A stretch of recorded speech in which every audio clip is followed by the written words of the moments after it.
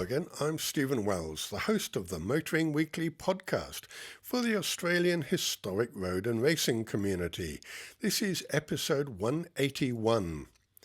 I went out to One Raceway down at Goulburn this week to meet with members of the GEAR, that's the Golden Era Auto Racing Club, where a wide range of machines were being put through their paces on a warm, windy day with temperatures perfect for track use.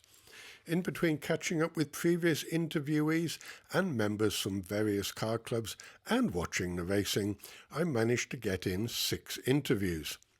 This is interview 2 with Tony Cavanagh, who brought his 1985 Mercedes-Benz 190E, which is a standard road car on historic plates. Tony talks about the car and his racing history.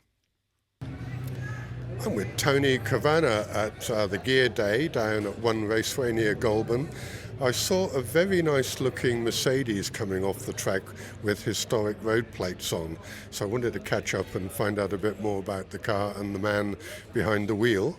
So Tony, first of all, describe the car because it looks very original. Right, it's a 1985 190E, but it's a 2.6 motor, which also has a 5-speed gearbox. The car was a special order into Australia, and also the colour is the original colour that's been resprayed. So the motor is standard, and that's basically the work that's been done on it is really suspension, where I've added different springs, evac springs, and Bilstein shock absorbers to it. And some different wheels. They're still a Mercedes wheel, but they're an 8-inch wheel as well. And that's basically the car, other than standard and a shopping car as well. Yeah. It looks like it because you've still got the leather seats and everything in there. What's it like out on the track with that revised suspension? This is the first run in it. Okay. Before that, I was previously driving Formula Fords and historic Formula Fords. And this was the first time out, so tyre pressures were an experiment as well. And remarkably, not a lot of body roll. We took some photos of it just to see what it was like on the track, and I'm quite happy with it. Tyre pressures came up about 6 pounds, so I was pretty happy with that on the early morning track. And handled quite well, brakes quite well, standard brakes with obviously competition pads in them. No brake fade, all pressure stayed, didn't move, water temperature didn't move. I was delighted with the motor, but they're pretty bomb-proof, the M103 motor, which is what it's in at the moment. Yeah, that was pretty So you're in Formula Ford. What changed from Formula Ford to a Mercedes? Age. Yeah, I ran an FA class with Formula Ford. My last Formula Ford was ex-John Smith's car, and I had that for a number of years and ran pretty successful with Formula Ford in the FA class in historic HSRCA, and had a break for 10 years. So it's actually 9 years since I've been on the track at Wakefield. So even finding my way around to an altered track, but it's a delight out there, it really is. So we'll just see how the rest of the day progresses. I think it's probably about 9 or 10 years since I've been out on the track here at Wakefield and now One Raceway. It hasn't changed an awful lot, has it, other than they've modified a number of the corners and added some extra safety equipment? Exactly. The top's the same. The first corners that run into the first corner is fine. And even the exit out of the fishhook's the same, so it's all pretty good. It's just getting used to the entrance back onto the straight again, and so I'll try and get away from a bit of the traffic this time and see if I can have a free run through. So, did you have this car beforehand, or did you buy it specifically for this purpose? No, I've had it for a while as just a club car for the local club up at the Central Coast, and then decided to have a run back at Gear again, and had a run in Gear on and off between HSRCA for most probably 20 years. So it's been, so this is a bit safer according to my wife.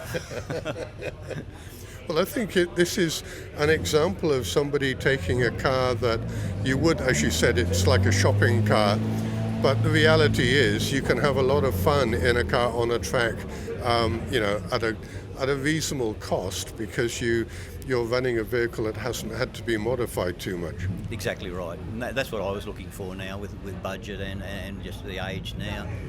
Something that I didn't want to have to worry too much about. And it is by default a motor that you can't do much with anyway. So that keeps your hand in the pocket, or out of the pocket, I should say.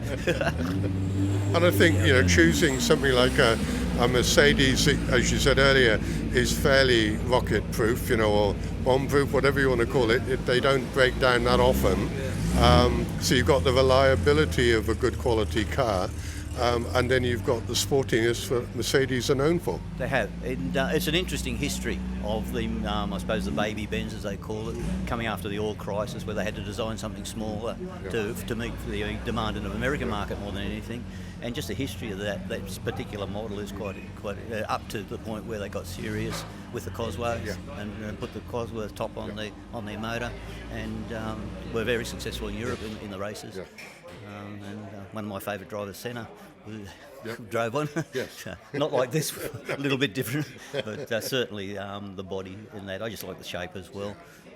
Italian design, but never mind, still with German ingenuity. Yeah. It's a good combination. That's something I didn't know, that they were designed by an Italian. Yeah, it was. Yeah. Right. Okay. Wait, I'm going to look out for you when I see, because I literally saw you as you came into the paddock area as I was arriving, and I thought that's an unusual vehicle to see coming in. So I'll look out for you when you're out next this afternoon. Nice to meet. Okay. Yeah. Thank you. Okay, bye now. To finish off the podcast, the Gear Club have 5 race meetings next year, as well as invites to the 3 HSRCA events. The club website is in the podcast detail. Now, if you like this content, don't forget to subscribe to the podcast through your favourite player, whether it is Apple, Spotify, iHeartRadio, Audible or Samsung, and YouTube. Get the episodes delivered as they're published. You can also subscribe to the website motoringweekly.com.au, and you can listen to all the episodes there if you don't use a podcast app. We also have the podcast delivered through Mixcloud, which, like Spotify, was originally designed for music and now hosts radio programs and podcasts.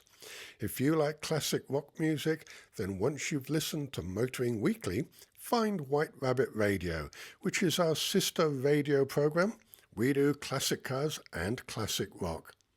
I'm Stephen Wells, and you've listened to Motoring Weekly, the podcast for the Australian historic road and racing community.